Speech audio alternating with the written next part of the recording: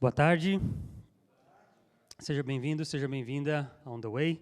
Que bom que você está aqui com a gente. Nós somos uma comunidade adventista e o nosso objetivo, nosso desejo é que você juntos, a cada semana, a gente possa experimentar, viver e escrever uma nova história com Deus. If you need translation from Portuguese to English, simply raise your hand.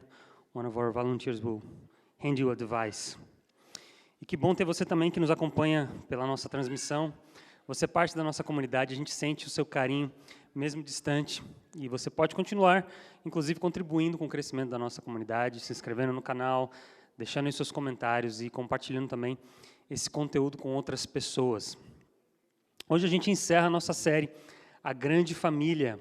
Foi um prazer a gente estudar, refletir juntos sobre as histórias de família que a gente tem na Bíblia. A gente aprendeu muito sobre as nossas relações, as dinâmicas com os nossos familiares e como Deus se revela, como o amor de Deus se revela também através dessas histórias. E para a gente concluir essa série, eu te convido a fechar os olhos comigo para a gente orar pedindo mais uma vez a presença do Espírito Santo nesse momento. Bom Deus e Pai, nós te agradecemos que estamos na tua casa e estamos nesse momento tão importante de abrir a Tua Palavra e de ouvir também o Senhor falando com a gente através do estudo. Que o Senhor nos capacite, Pai, para que a gente possa, de fato, abrir os nossos ouvidos, abrir a nossa mente, o nosso coração. É o que nós oramos, pedimos em nome de Jesus. Amém.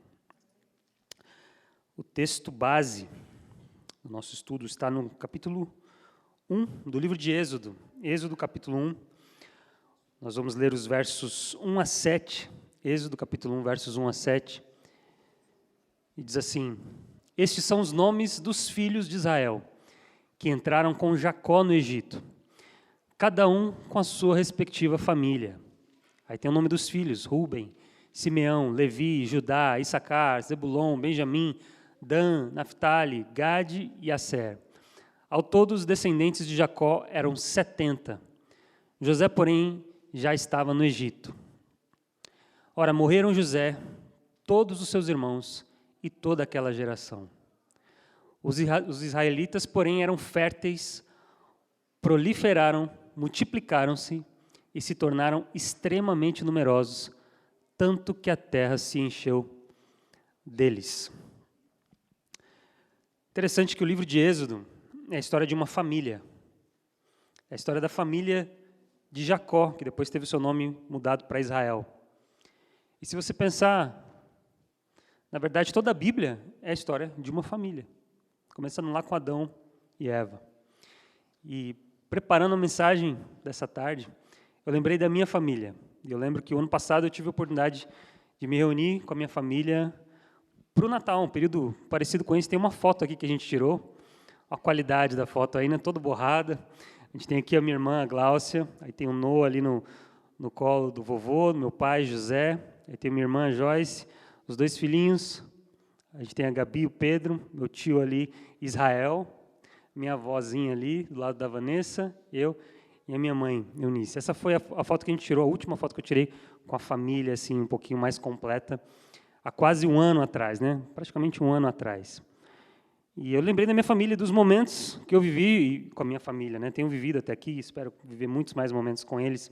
Lembrei da minha infância, lembrei quando eu era pequeno, a gente viajava para colônia de férias no litoral paulista e a gente passava ali um bom tempo juntos, brincando, comendo. Lembrei dos dias que eu brincava na casa da minha avó, no quintal da minha avó, na rua da minha avó, com as minhas irmãs, com os meus primos.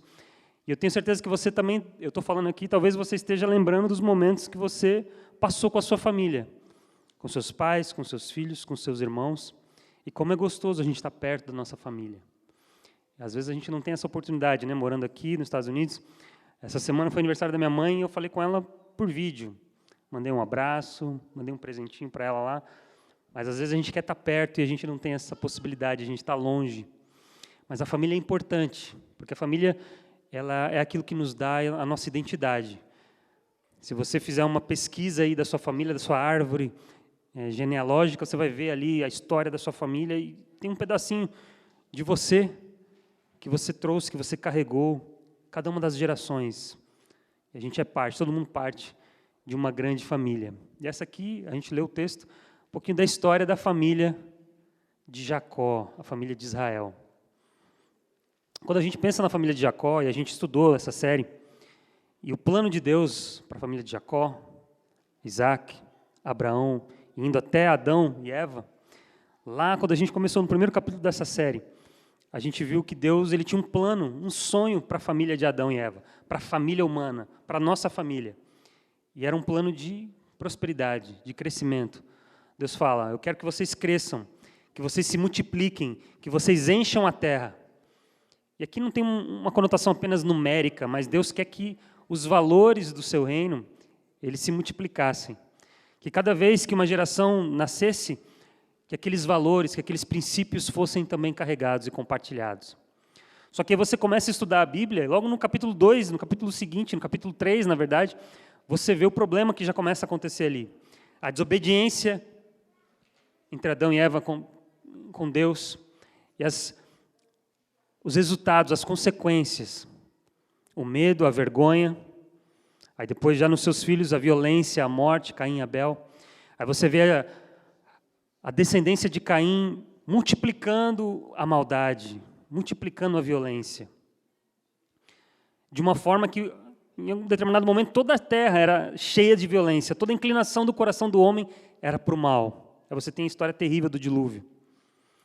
Depois você tem, de novo, a humanidade se reunindo, a gente vê isso no capítulo 11 de Gênesis, a Torre de Babel, toda a humanidade em rebelião contra Deus. Aí no capítulo 12 vem um respiro, né? Vem Deus de novo falando com alguém, e essa pessoa respondendo a esse relacionamento com Deus. Tem Abraão. Aí você fala, bom, agora as coisas vão andar no trilho, né? Deus encontrou mais uma vez alguém fiel, que esteja disposto a se relacionar com Ele, que esteja disposto a viver como Deus gostaria que a gente vivesse. Em relacionamentos saudáveis, onde o serviço, o amor, o perdão são valores importantes. Só que aí você vai acompanhando a história de Abraão e você vai vendo que as coisas não vão bem. Pelo contrário, tem ali um ciclo da mentira. Abraão confia em Deus, mas não confia, tinha medo de morrer. Abraão mente falando que Sara era sua irmã porque tinha medo. Aí depois isso acontece na história do filho dele também, Isaac mente. Aí depois Jacó mente. Aí é o ciclo assim, a mentira ela se multiplica. Todo mundo naquela família mente. Até tio, Labão, as filhas de Labão. Depois os irmãos de José mentem, enganam o pai. Eu sei que a gente às vezes protege a história de José. José de fato tem um caráter ali que demonstra a sua fidelidade. A história de José demonstra a fidelidade a Deus, mas ele também enganou os irmãos. Ele disse que ele não era, né, ele fez uma trama ali, falando que alguém tinha roubado o seu cálice. Tinha um propósito positivo, ele queria saber se os irmãos tinham se arrependido, mas ele engana também os irmãos. E aí você olha essa história e fala assim, poxa, e agora?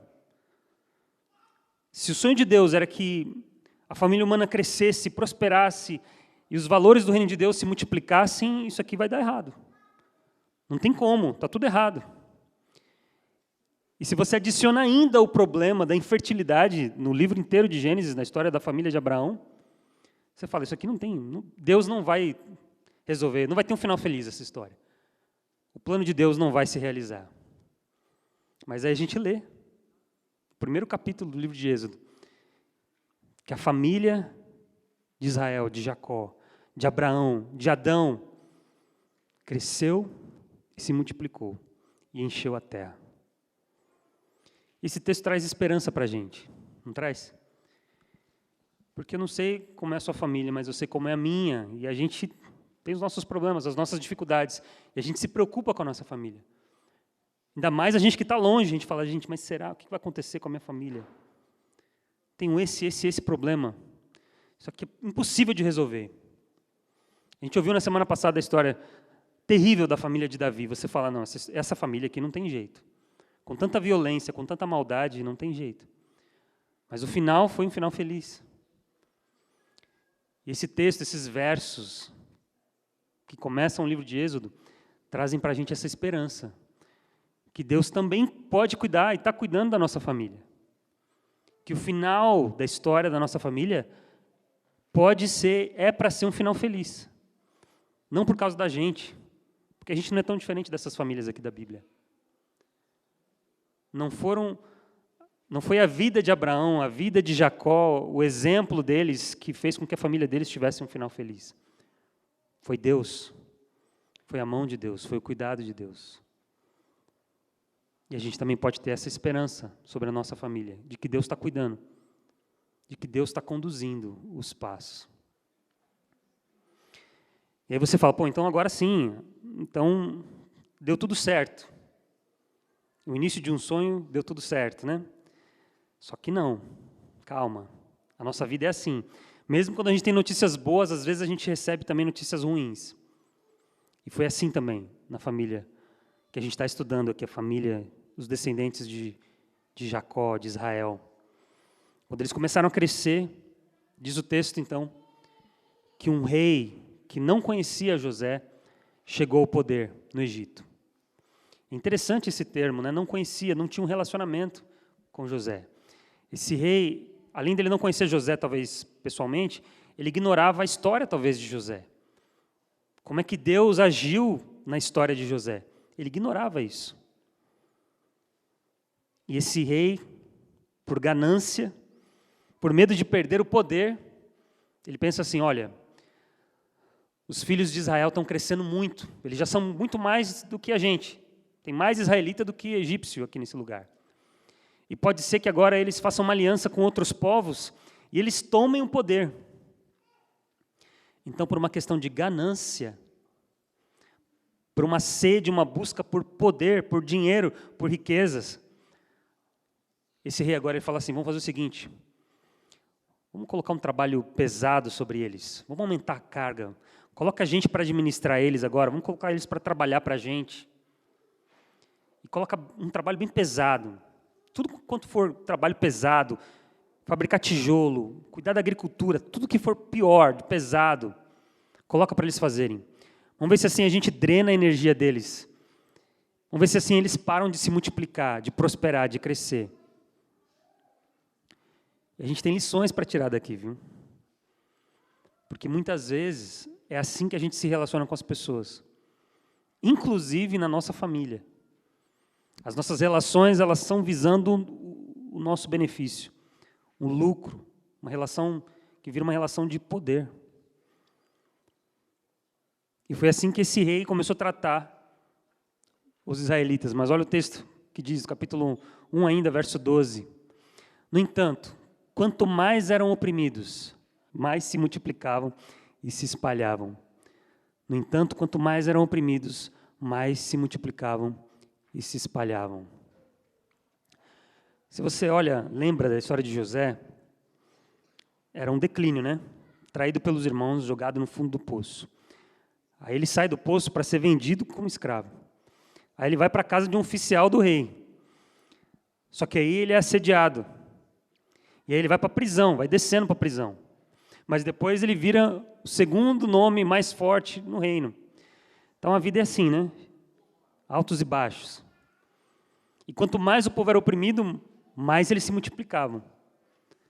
Isso aqui pode não parecer muito racional, mas você já pensou que às vezes os problemas que a gente tem, Deus, de alguma forma que a gente não sabe explicar, transforma em bênçãos, em oportunidades?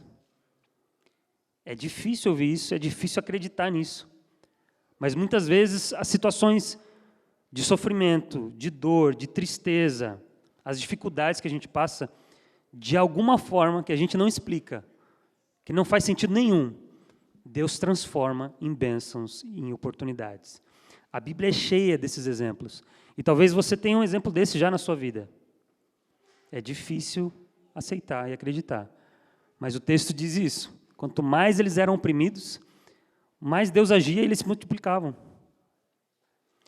E aí o rei agora tinha um problema, né? O problema do rei estava só escalando, só aumentando.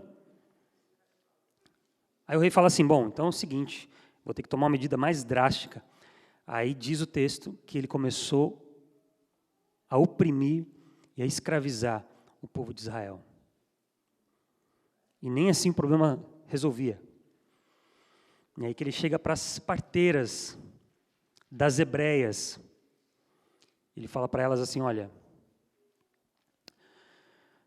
quando vocês estiverem fazendo o parto das hebreias, se for um menino, mata. Se for menina, deixa viver. Às vezes a gente lê o texto e passa, né, desapercebido. A maldade, a crueldade de aceitar a perda de uma vida por uma questão financeira. E aí você fala, não, mas isso é tão distante da nossa realidade, porque está na Bíblia, foi escrito há milhares de anos atrás. E aí você abre o jornal, você liga a TV, e você vê crianças sendo mortas por uma questão financeira, por uma questão de poder. Pessoas, mulheres, adultos, pessoas de qualquer idade. Essa história não está distante da gente. Essa história não está distante da gente. E o rei dá essa ordem para essas duas parteiras. O nome de uma delas é Purá e a outra eu esqueci, Cifrá, eu acho. E o que elas fazem? Como é que elas respondem a esse decreto, essa ordem direta do rei? Elas não obedecem. A Bíblia diz que elas temeram a Deus e deixaram viver os meninos. Já pensou? A gente não sabe direito se elas eram hebreias. Tem gente que fala, não, o nome delas indica que talvez elas fossem hebreias.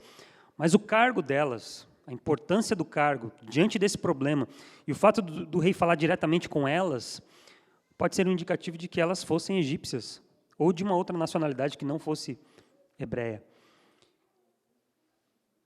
E olha só que espetacular, Deus falando com pessoas fora do seu povo.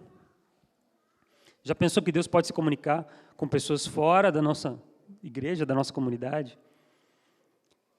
Acontece, com muito mais frequência do que a gente acha. E aquelas duas parteiras temeram a Deus. Temeram a Deus.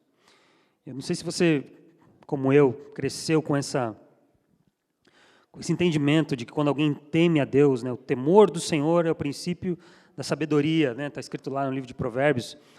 Então quer dizer que você tem que ter medo de Deus, porque Deus é perigoso. Se você fizer alguma coisa errada, eu lembro que eu e meus primos, a gente tinha essa coisa com a gente, né? A gente aprontava alguma coisa, falava alguma coisa que não devia, um olhava para o outro e falava assim, ó, vai cair um raio, vou até me afastar, vai cair um raio em você, vai cair um raio na sua cabeça.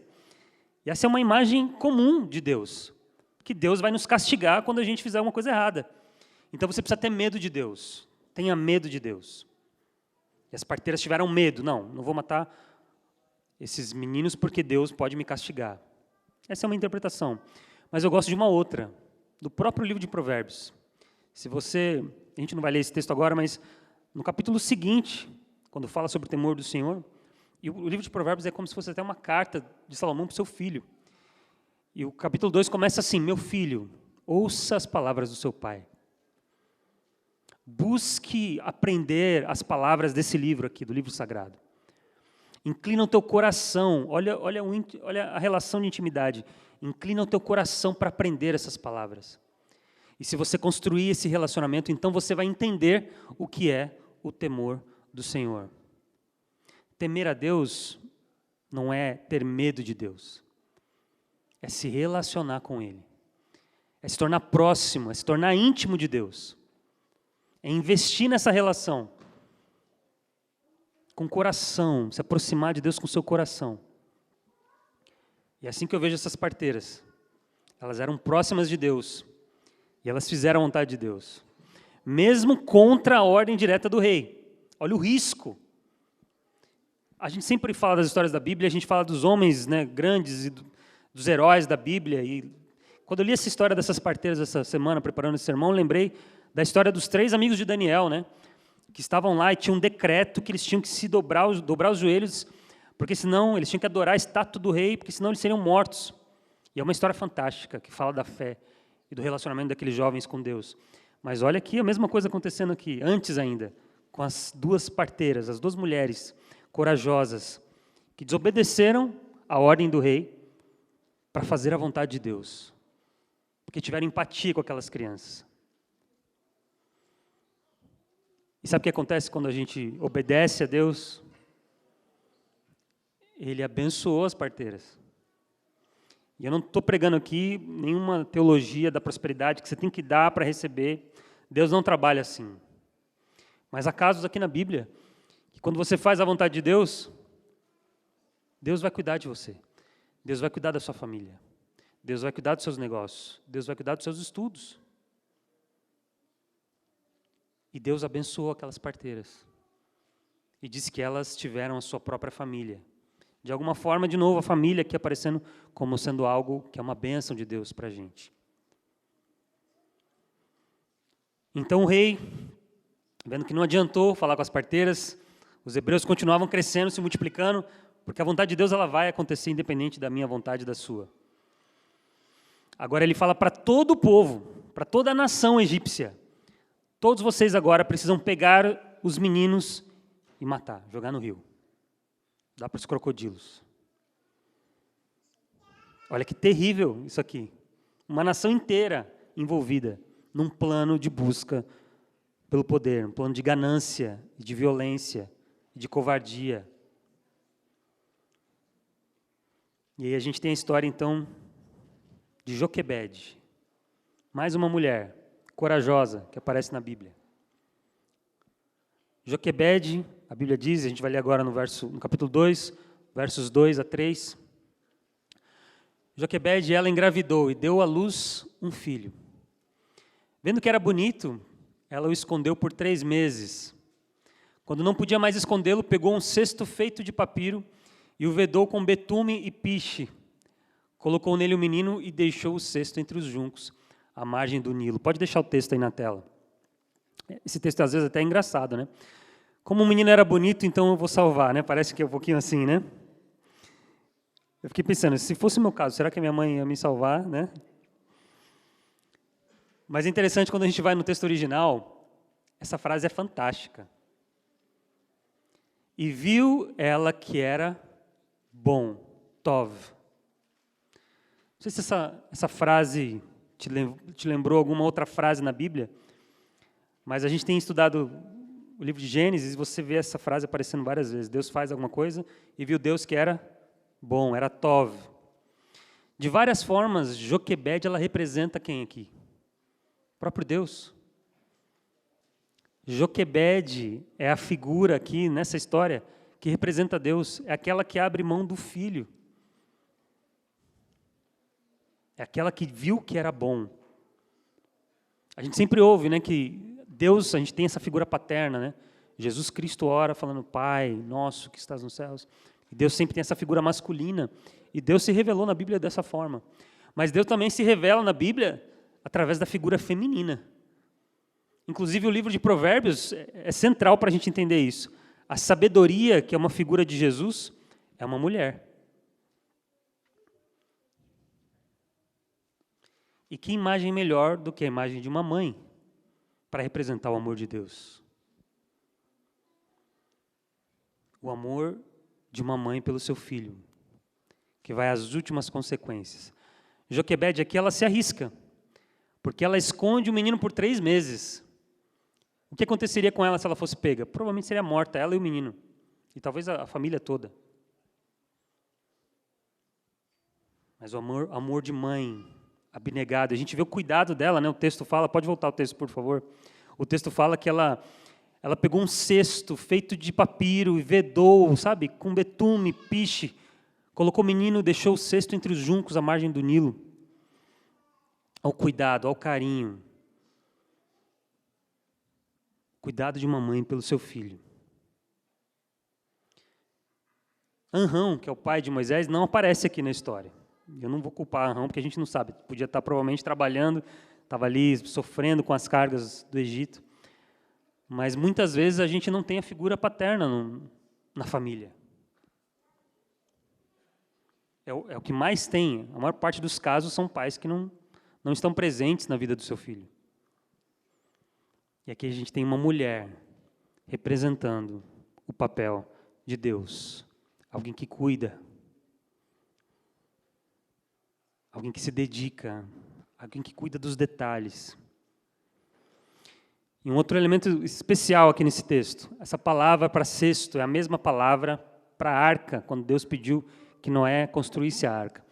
De alguma forma, Joquebede, ela estava colocando seu filho nas mãos de Deus.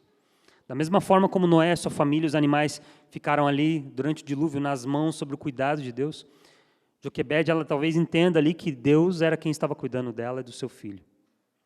E ela coloca ali Moisés no cesto. E entrega Moisés, deixa Moisés ali na margem do rio. E é interessante também essa representação da margem, porque a margem ela está ali no limite, né? Ela está aqui onde tem a terra, onde tem a segurança, onde está todo mundo ali para proteger, mas ela também está ali no limite. O rio pode passar, pode levar. E aí tem os perigos do rio, e tem os perigos da vida. E você, pai, você, mãe, você sabe disso. Você precisa deixar o seu filho ali, na margem. Você tem que estar ali cuidando, mas ele tem que estar ali também, exposto aos perigos, às situações, à imprevisibilidade da vida. E como é que a gente faz isso? Como é que a gente lida com isso? A gente confia em Deus. A gente ora e a gente confia em Deus. E Deus cuidou de Moisés. E a terceira personagem dessa história, e eu concluo já, estou com o meu tempo acabando. Miriam, a irmã mais velha, talvez a mais velha dos 3 irmãos. Era Miriam, Arão e Moisés, ali um bebê de 3 meses. A Bíblia diz que Miriam ela ficou ali, perto da margem. Um pouco distante, mas não tão distante a ponto de não poder intervir em alguma situação. Ela ficou ali, presente, observando.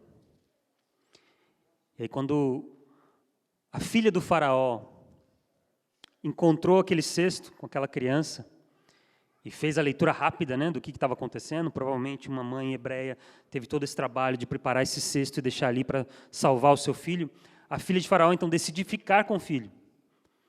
E aí Miriam, rapidinho, aparece e fala assim, a senhora quer alguém para amamentar essa criança e cuidar dessa criança até que ela fique maior? Olha a coragem, hein? E a filha de faraó, sim, por favor, encontre alguém e eu vou pagar para que essa pessoa cuide dessa criança. Uma situação impossível. Imagina, você, Joquebede, sabendo do decreto, aí você pensa numa história, uma forma, nunca que Joquebede ia imaginar que o final da história seria esse. De que ela ia pegar, ia conseguir esconder o filho por 3 meses, depois que ela ia fazer um cesto, colocar no rio, e a filha do faraó ia encontrar, e ela ainda ia receber dinheiro para cuidar do seu filho, do seu próprio filho. Deus tem soluções para a gente que a gente nem imagina. Impossível. Mas eu quero destacar o papel de Miriam. Miriam estava presente. Tinha uma distância, mas ela estava presente. E às vezes a gente precisa estar presente na vida das pessoas. Moisés não fazia ideia do que estava acontecendo. Era uma criança. Talvez para ele aquilo ali era uma brincadeira. Mas ele estava correndo risco de vida. E tinha alguém que sabia dessa situação e que estava ali, presente. Às vezes a gente precisa ser igual a Miriam. A gente precisa estar presente. E precisa estar perto das pessoas. Entendendo as dificuldades, as necessidades. E a gente se propõe a fazer isso como igreja. A gente fala, eu vou orar por você, você está com um problema? Eu vou orar por você. E a gente ora, isso é bom, e faz parte. E Deus ouve a oração. E isso cria empatia também no nosso coração em relação àquela pessoa. Deus trabalha na oração nas duas pessoas.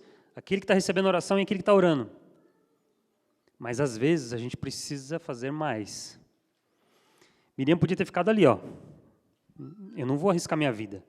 Pareceu o filho do faraó, provavelmente tinha oficiais ali junto com a filha de faraó. Miriam podia ter falado assim, bom, eu vou ficar aqui, agora seja o que Deus quiser. Eu não vou me atrever a chegar perto e ainda falar com a princesa. Mas Miriam teve coragem. Ela chegou e ela argumentou com a princesa. Absurdamente, né? Olha a inteligência dessa menina, criança, não sei, não dá para saber a idade. a sabedoria divina, né, para ela falar essas palavras e contar uma história convincente. Às vezes a gente precisa ser como Miriam, a gente precisa estar presente, e a gente precisa agir em favor daquelas pessoas que precisam, na nossa família e fora da nossa família.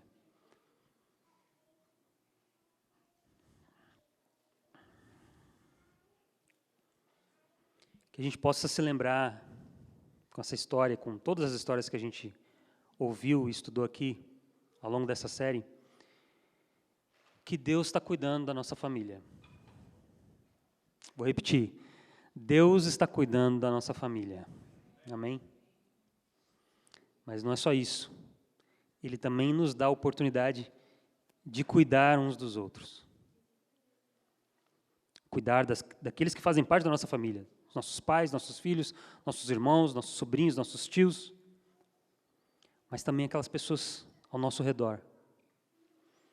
Porque no final das contas, todos nós fazemos parte de uma grande família.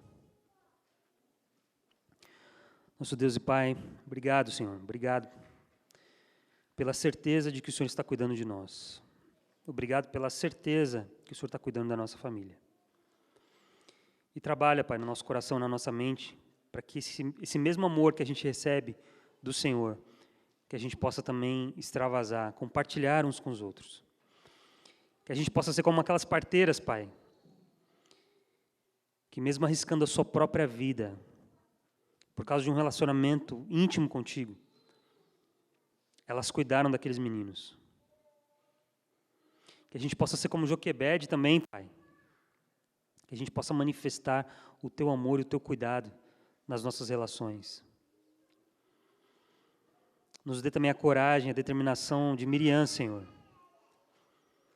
A empatia para estar perto das pessoas, para estar presente na vida das pessoas. E a coragem também para a gente agir todas as vezes que a gente precisar. Nós oramos, nós te agradecemos. Em nome de Jesus. Amém.